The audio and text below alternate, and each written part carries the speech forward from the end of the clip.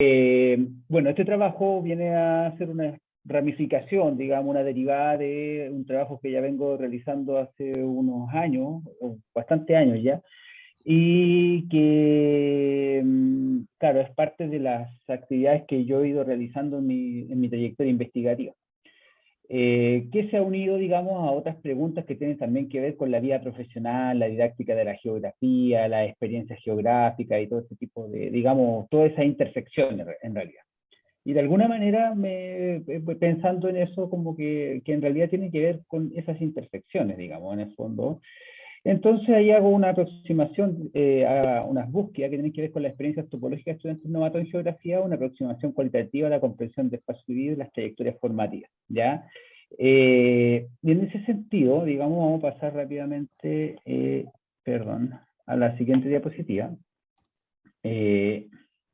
Donde, para recordar algo similar a lo que relaté recién, yo vengo trabajando estos topos y tecnologías como un trabajo que vengo realizando hace un tiempo, donde digo que la experiencia geográfica se construye en topos, ya, y en estos topos, digamos que pueden ser materiales simbólicos, se dan ciertas formas de experiencia espacial que tienen que ver con los aprendizajes y las tecnologías finalmente que van a desarrollar los sujetos.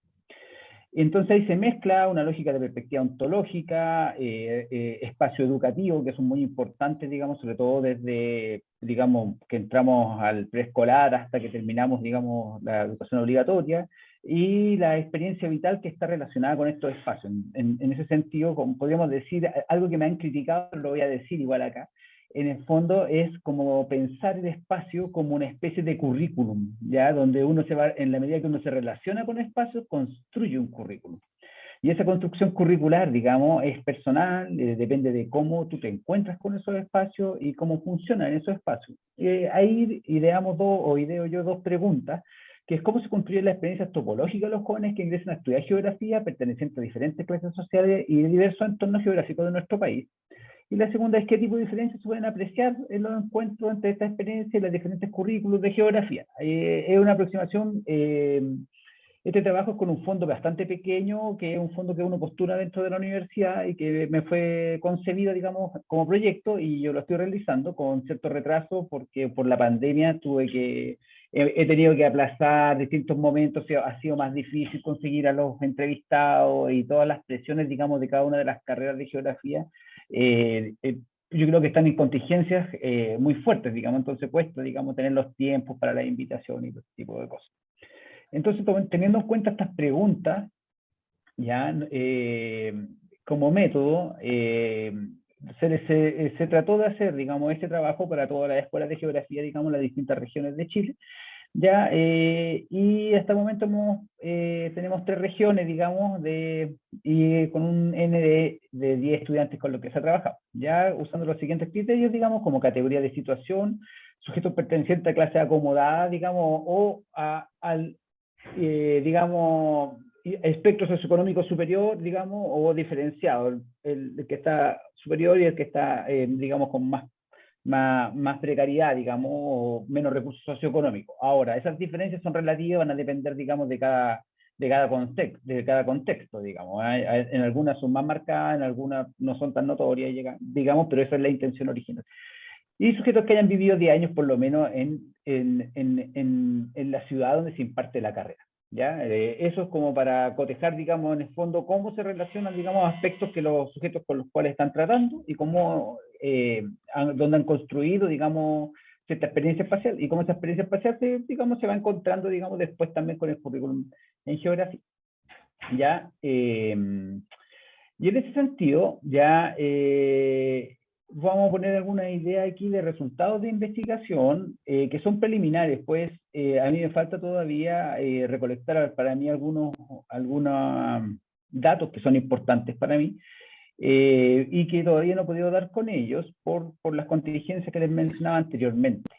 Ahora, en términos generales, digamos, ya teníamos un grueso de datos con los cuales podemos elaborar estos resultados que estoy presentando acá. No tienen un detalle de llegar a presentar la cita de la entrevista, digamos, que yo espero tenerla, o sea, yo tengo esos datos, pero espero ponerla en un artículo a la brevedad, y que esas citas, digamos, y las relaciones de códigos me permitan explicar, digamos, más en extenso esto. Ahora voy a hacer una presentación que tiene los elementos, digamos, más en un orden más amplio, y tratando de responder a los objetivos que nos planteamos en la investigación. ¿Ya? Y en ese sentido, en relación a los objetivos, digamos, teníamos uno que identificar los elementos constituyentes de la experiencia topológica de estudiantes de geografía de primer año, identificar diferencias de clase social, o si pasaba, qué pasaba, digamos, con estas diferencias efectivamente. Y ahí vamos a ir a un primer término que es islas y archipiélagos dependientes de los recursos hogareños, ¿ya? Y con esta idea de islas y archipiélagos, lo que queremos decir es que nuestros estudiantes, y en términos generales la experiencia vital, geográfica, digamos, experienciada, es una experiencia que, más que tener un continuo espacial, se mueve, digamos, por una serie de saltos entre distintas localidades o distintos espacios, ¿ya? Y esos saltos van a depender, digamos, de los accesos socioeconómicos que tengan los padres. ¿Y por qué va a depender de eso principalmente? Porque la escuela, por lo menos la muestra y la evidencia que entregan los datos de la muestra que se ha trabajado, no presenta una diferencia sustancial en espacios vividos, digamos, para los estudiantes que ingresan a carreras de geografía, digamos. O sea, ¿con esto qué queremos decir? Que en el fondo la escuela no está presentando una diferencia sustancial a la hora de promover otros espacios o otras formas de hacer cosas en el espacio, ¿ya? Y por lo tanto, las islas y archipiélagos responden más bien a formas en que los sujetos, digamos, se construyen en distintos espacios. Por ejemplo, una pequeña relación de isla, le llamo isla, puede ser como la persona está situada en su casa, ¿ya? Y después el colegio y una plaza, por ejemplo. Y ahí se da una relación entre esos tres elementos. Ahora, por ejemplo, hay estudiantes que pueden haber visitado, digamos, un humedal, por ejemplo, pero eso va a depender de que tengan un papá que tenía una relación con el humedal y que llevaba o la estudiante a conocer ese humedal. Y por lo tanto, esas islas y archipiélagos, digamos, en general tienden a ser bastante escasos, y las diferencias, podríamos decir, que tienen que ver con aspectos socioeconómicos, tienen que ver con, de alguna manera, que las personas que tienen más recursos son capaces de construir una isla principal más poderosa, digamos. O sea, en el fondo un entorno mayor como de seguridad. Y ese entorno mayor de seguridad le permite, digamos, a los sujetos desenvolverse en él. Sin embargo, el problema que se puede observar al ver eso es que hay un cierto nivel, digamos, de separación del resto de la sociedad al construir, digamos, este tipo de relaciones. Ahora, en esta lógica suena algo, digamos, pero en esta lógica de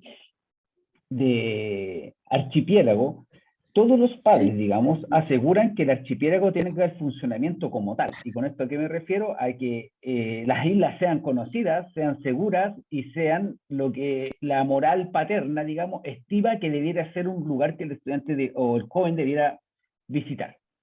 Y en ese sentido, la escuela debiera, bueno, podría presentar un contraste, digamos, pero no se ve muy claramente, digamos, cuál es el contraste que presenta la escuela, digamos. Tiende a hablar de espacios más que a presentar espacios más para el trabajo. Un poco si miramos las presentaciones de la mañana, uno dice, bueno, el observar, hay una serie de procedimientos, digamos, muy ligados a la geografía que están bastante perdidos, digamos, y que están bastante mediatizados por el aula, digamos.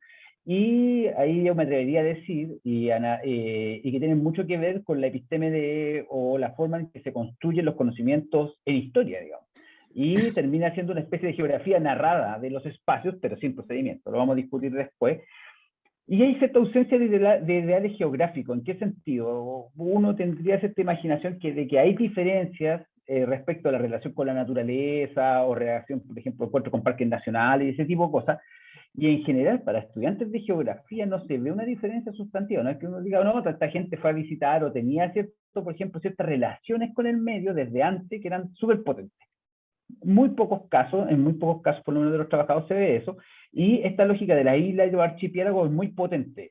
A mí me sorprendió mucho que nuestros estudiantes, por ejemplo, los que tienen más libertades dentro de esta lógica de isla y archipiélago, porque tienen espacios para la soberanía de sí mismos, por ejemplo, tienen que ver con los habitantes de condominios, ya que tienen espacios a su disposición que mientras no molesten al mundo adulto, ellos pueden como hacer y deshacer porque es un espacio considerado seguro, digamos, por los padres, por los cuidadores, digamos. ¿Ya? Entonces, eso más o menos en estos términos.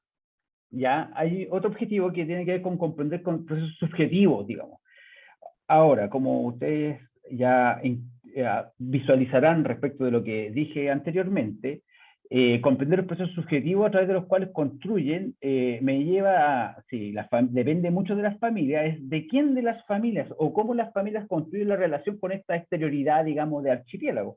Y lo que empieza a suceder ahí es que las relaciones familiares y el rol del padre como promotor de actividades hogareñas se ve así como algo que emerge, digamos. Entonces, donde aparece un papá que lleva a la gente afuera, ahora no estoy diciendo que esto sea, o sea, estoy diciendo que hay una diferencia de género en realidad, y que ciertas formas de construcción de las actividades hogareñas, digamos, perdón, que ocurren fuera, ocurren porque hay un padre motivado. Ahora, también aparecen madres, pero muchas veces la madre está ocupada, digamos, en labores del hogar, ¿ya? Y el topo del hogar tiene consumido los tiempos y espacios, y entonces como que aparece mucho la figura del padre como relacionado con las vacaciones, digamos, o con los espacios que están fuera, digamos, del hogar. Entonces, va a depender, como decíamos antes, un poco rol de género, cómo esté construida, digamos, esa relación con el entorno y cómo este padre, digamos, aporta, digamos, a esta relación.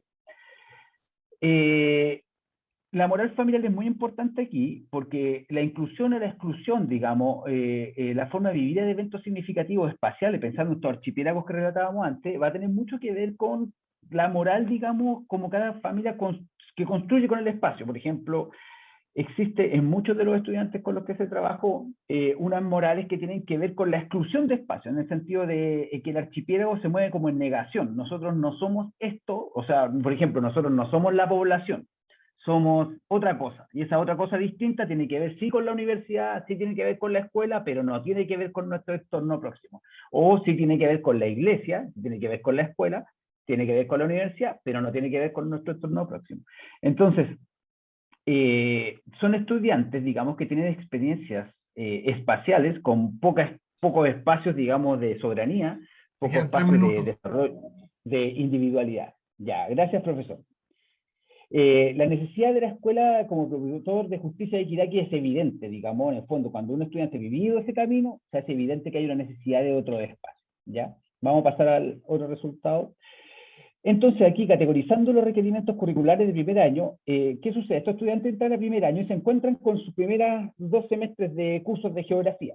Y lo primero que yo tengo que decir, que ha aparecido como un elemento bastante relevante, es que no es importante la experiencia espacial del estudiante a la hora de proponer en geografía. Puede salir como conversaciones, como ejemplo, pero no hay recuperación de la experiencia espacial de nuestros estudiantes en geografía, ya cuando entran a los cursos de geografía.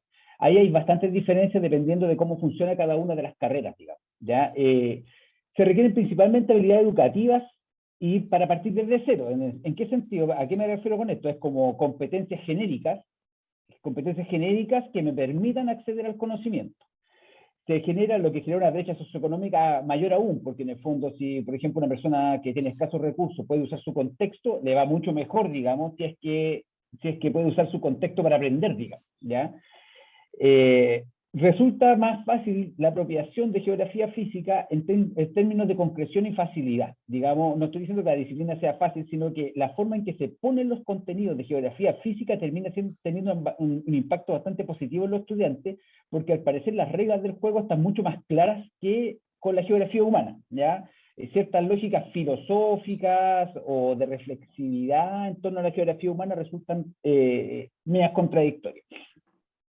Y ahí aparece algo que es muy fuerte, que tiene que ver que yo he ido elaborando lo que tiene que ver con el dominio curricular de la carrera. Como hay muchas carreras de geografía que tienen servicios que prestan otras carreras, ese dominio curricular tiende como a exacerbar ciertas diferencias y ciertos énfasis y fuerzas que pueden ir en desmedro o de ciertos aprendizajes.